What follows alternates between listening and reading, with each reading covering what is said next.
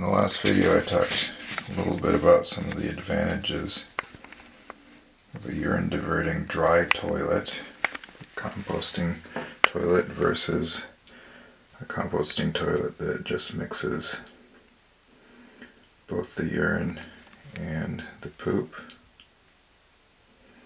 So I'll talk a little bit more about that. All this information you can find in the far corners of the internet, and I'm sure everyone will have their own experience too, based on your climate and whatnot. Anyway, so the main thing, or two main things. One, with a urine diverting toilet, you don't have to worry about the number of people using the toilet. As many people as you have in the house, or as few people as you have in the house, can use it.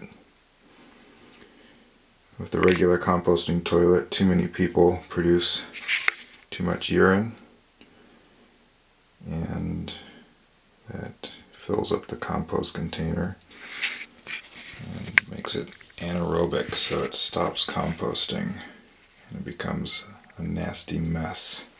I speak from experience. And some of them, composting toilets, deal with the problem by having a drain on them, and the drain works fine, but if you live in a cold climate in the winter, you have to figure out a way to keep that drain plug from freezing. And then the other problem is that you have basically poop water draining out there, and what do you do with that? You can't just drain it onto the ground. You could dig a hole and drain it in there. That would work, but what's the whole point of a composting toilet? To be able to use the compost as fertilizer, not just pour it down a hole. Okay, and then the other advantage is that you don't have to worry about bugs getting into your compost, because you can put as many screens as you need on the vent to keep the bugs out.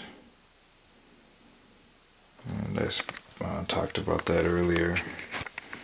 Basically, with the regular composting toilet,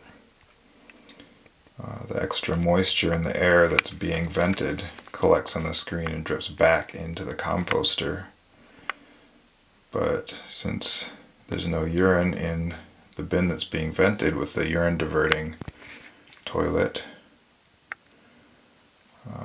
there's not enough moisture in the air to worry about that.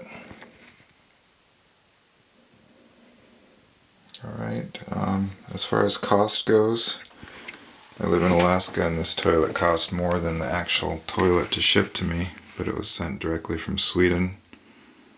There was one dealer in the US, but the cost was going to be about the same, including shipping, with much longer time. I got this toilet in under 2 weeks from Sweden.